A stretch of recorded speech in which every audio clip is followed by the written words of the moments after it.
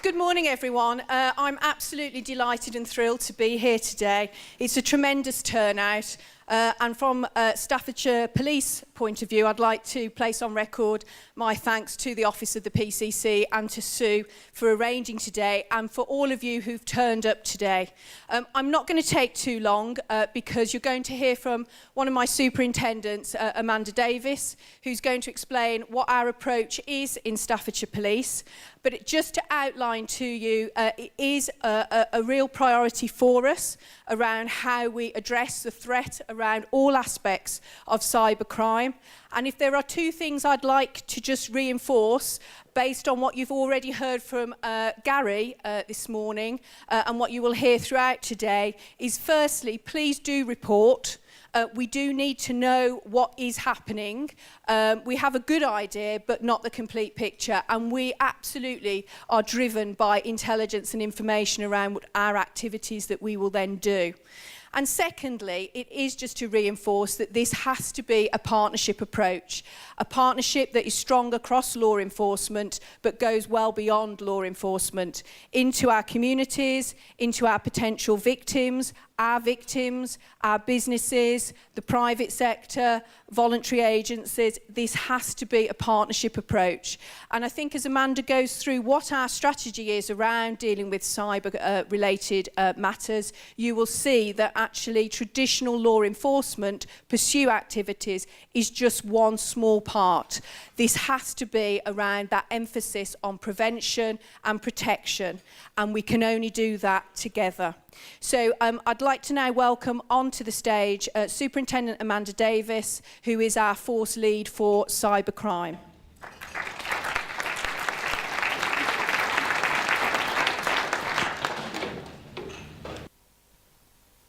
Yeah, and welcome to Staffordshire County Showground, and it is great to see so many people in the room. I am Detective Superintendent Amanda Davis, and I'm the Director of Intelligence for Staffordshire Police.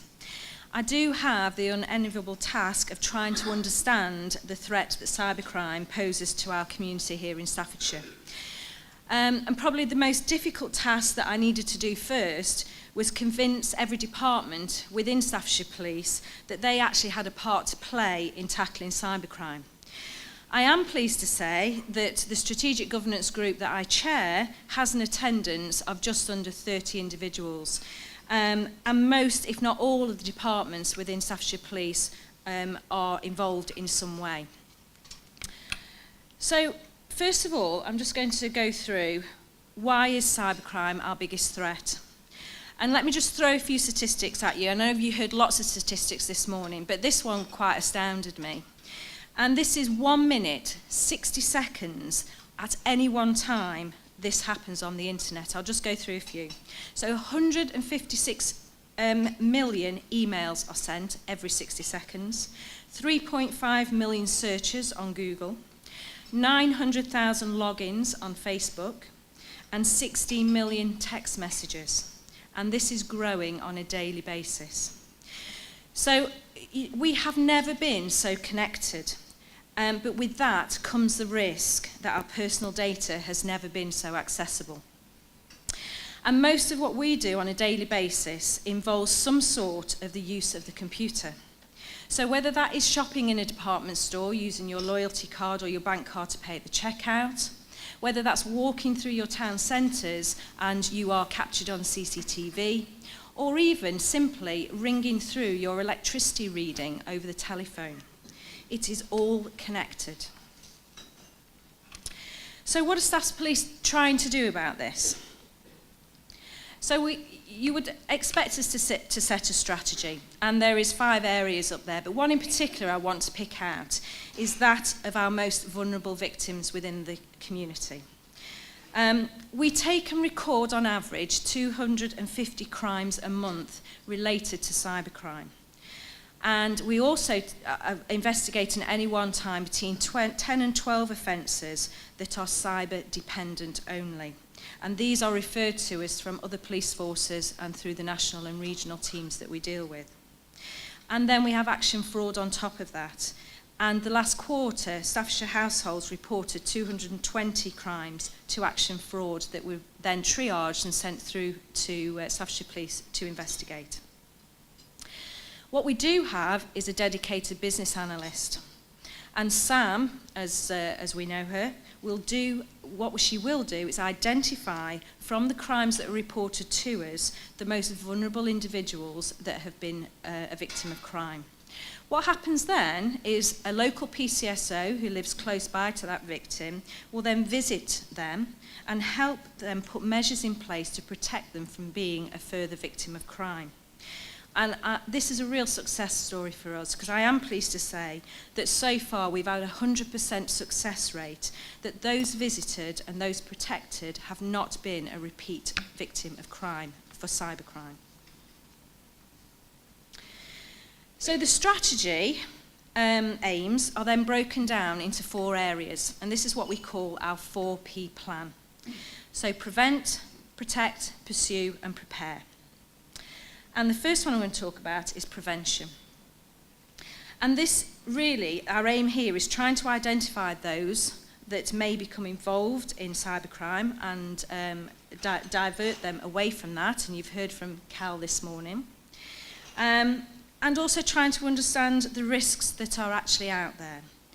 So one of the first things I did do was I commissioned a problem profile.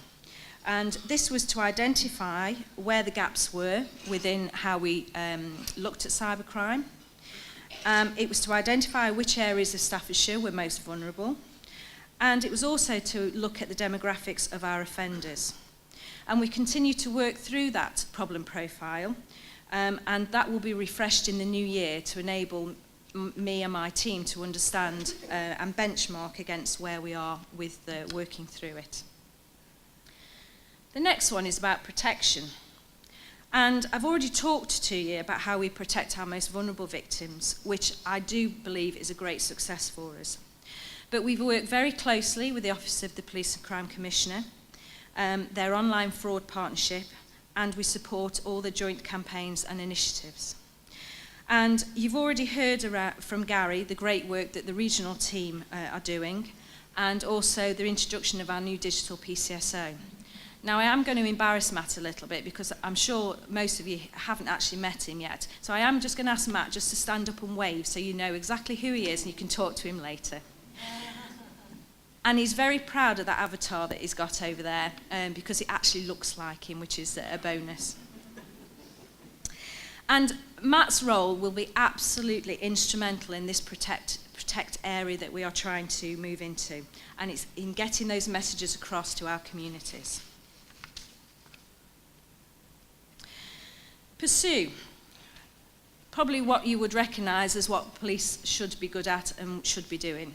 This is a really difficult area for us.